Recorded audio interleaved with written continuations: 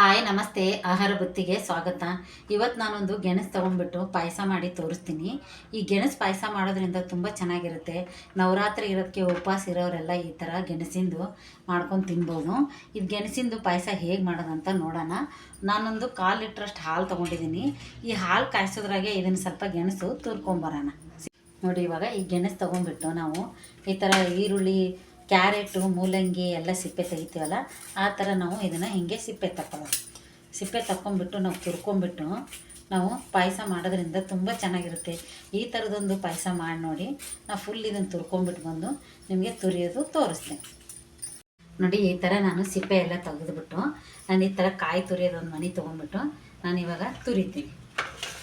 ನೋಡಿ, ಈ ಥರ ಕಾಯಿ ತುರಿಯೋದು ತೊಗೊಂಡ್ಬಿಟ್ಟು ನಾವು ಈ ಥರ ಗೆಣಸು ಹೀಗೆ ತುರ್ಕೊಳ್ಳೋಣ. ನೋಡಿ, ಎಷ್ಟು ಚೆನ್ನಾಗಿ ಈ ಥರ ತುರಿದು ಬಂದರೆ ನಾವು ಪಾಯಸ ಮಾಡಿದರೆ ತುಂಬ ಚೆನ್ನಾಗಿರುತ್ತೆ. ಸಖತ್ ಟೇಸ್ಟ್ ಕೊಡುತ್ತೆ. ಇದೆ ಶಾವಿಗೆ ಪಾಯಸಕ್ಕಿಂತ ಇದು ಸೂಪರಾಗಿರುತ್ತೆ. ಈ ಥರದ್ದೊಂದು ಗೆಣಸಿಂದು ಪಾಯಸ ಮಾಡಿ ನೋಡಿ, ನಿಮಗೆ ಐಡಿಯಾ ಬರುತ್ತೆ. ಎಲ್ಲನೂ ನಾನು ತುರ್ಕೊಂಬರ್ತೀನಿ, ಬನ್ನಿ. ನೋಡಿ, ಈ ಥರ ನಾನು ಗೆಣಸು ತುರ್ಕೊಂಡಿದ್ದೀನಿ. ನಾನೊಂದು 2-3 ಜನಕ್ಕಂತೆ ನಾನು ಅರ್ಧ ಗೆಣಸು ಮಾತ್ರ ಹಾಕಿದ್ದೀನಿ.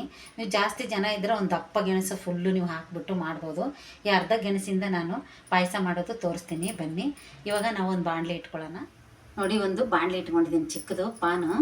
ನಾನು 1-2 ಸ್ಪೂನಷ್ಟು ತುಪ್ಪ ಹಾಕ್ತಾಯಿದ್ದೀನಿ. ತುಪ್ಪ ಹಾಕಿಬಿಟ್ಟು ಸ್ವಲ್ಪ ನಾನು ದ್ರಾಕ್ಷಿ ಹಾಕ್ತಾಯಿದ್ದೀನಿ. ಜಾಸ್ತಿ ಡ್ರೈ ಫ್ರೂಟ್ಸ್ ಇಷ್ಟ ಇದ್ದವರು ನೀವು ಜಾಸ್ತಿನ ಹಾಕ್ಕೋಬೋದು. ಹಾಕ್ತಾಯಿದ್ದೀನಿ ಗೋಡಂಬಿ, ನಾನು ಸ್ವಲ್ಪ ಮುರಿದಿದ್ದೀನಿ, ಕಟ್ ಮಾಡ್ಕೊಂಡಿದ್ದೀನಿ. ಇವಾಗ ನಾನು ಫ್ರೈ ಮಾಡ್ತಾಯಿದ್ದೀನಿ. ಆವಾಗಲೇ ನಾವು ಹಾಲು ಕಾಯಿಸ್ಕೊಂಡಿದ್ದೀವಿ. ಆ ಹಾಲು ನಾನಿವಾಗ ಇದು ಫ್ರೈ ಆಗಿದೆ. ಇವಾಗ ನಾನು ಹಾಲು ಹಾಕ್ತೀನಿ. ನಾನು 1/4 ಲೀಟ್ರ್ ಹಾಲು ತೊಗೊಂಡಿದ್ದೆ. 1/4 ಲೀಟ್ರ್ ನಾನು ಹಾಲು ಹಾಕ್ತಾಯಿದ್ದೀನಿ. ನೋಡಿ, 1/4 ಲೀಟ್ರ್ ಹಾಲು ತೊಗೊಂಡಿದ್ದೀನಿ. ಇದನ್ನು ತೊಳೆದ್ಬಿಟ್ಟು 1-2 ಸ್ಪೂನ್ ಆಗಷ್ಟು ನೀರು ಹಾಕ್ಕೊಂಡಿದ್ದೀನಿ. ಇದು ಹಾಲಲ್ಲೇ ಮಾಡಿದರೆ ತುಂಬ ಚೆನ್ನಾಗಿರುತ್ತೆ.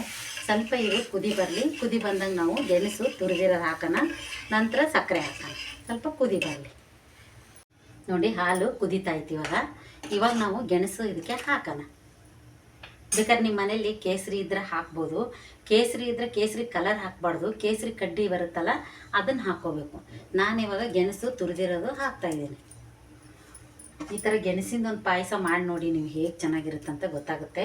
ಈ ನವರಾತ್ರಿಗೆಲ್ಲ ಇದು ತುಂಬ ಶ್ರೇಷ್ಠ. ಈ ಥರ ಮಾಡಿ ಪೂಜೆಗೆಲ್ಲ ಇಟ್ಟು ನೀವು ಉಪವಾಸ ಇರೋರೆಲ್ಲ ತಿನ್ಬೋದು. ಇವಾಗ ಇದನ್ನು ನಾನು ತಿರುಗಿಬಿಟ್ಟು ಸಕ್ಕರೆ ಹಾಕೋಣ. ಸಕ್ಕರೆ ನೋಡಿಕೊಂಡು ಹಾಕ್ಕೊಳ್ಳಿ, ನಿಮ್ಗೆ ಸಿಹಿ ಎಷ್ಟು ಬೇಕು ಅಂತ. ಇವಾಗ ಸಕ್ಕರೆ ನಾನು ಹಾಕ್ತಾಯಿದ್ದೀನಿ.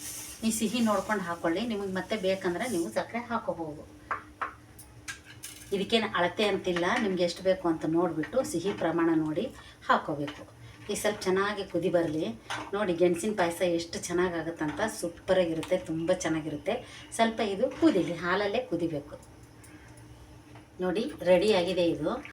ನೋಡಿ, ಇದು ಇನ್ನೂ ಸ್ವಲ್ಪ ಸಪ್ಪೆ ಅನಿಸುತ್ತೆ ನನಗೆ. ಇನ್ನೊಂದು 2 ಸ್ಪೂನಷ್ಟು ನಾನು ಸಕ್ಕರೆ ಹಾಕ್ಕೊತಾ ಇದ್ದೀನಿ. ನೀವು ಸಿಹಿ ನೋಡಿಬಿಟ್ಟು ಮತ್ತೆ ನೀವು ಸಕ್ಕರೆ ಹಾಕೋಬೋದು. ಈ ಕುದಿದ್ರಾಗೆ ನಾನು 2 ಏಲಕ್ಕಿ ಕುಟ್ಕೊಂಡಿದ್ದೆ.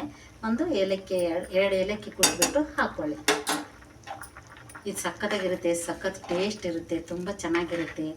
ಯಾರೆಲ್ಲ ನಾವು ಫಸ್ಟ್ ನಮ್ಮ ವಿಡಿಯೋ ನೋಡ್ತಾ ಇದ್ದರೆ ಒಂದು ಲೈಕ್ ಮಾಡಿ, ಒಂದು ಸಬ್ಸ್ಕ್ರೈಬ್ ಮಾಡಿಕೊಂಡು ನೀವು ಇದನ್ನು ನಾವು ಹಾಕೋ ಫಸ್ಟ್ ವಿಡಿಯೋ ಎಲ್ಲ ನಿಮಗೆ ಬರುತ್ತೆ, ನೀವೇ ನೋಡ್ಬೋದು. ಡೈಲಿ ಒಂದೊಂದು ಥರ ಅಡುಗೆ ಮಾಡಿ ಹಾಕ್ತಾ ಇರ್ತೀವಿ.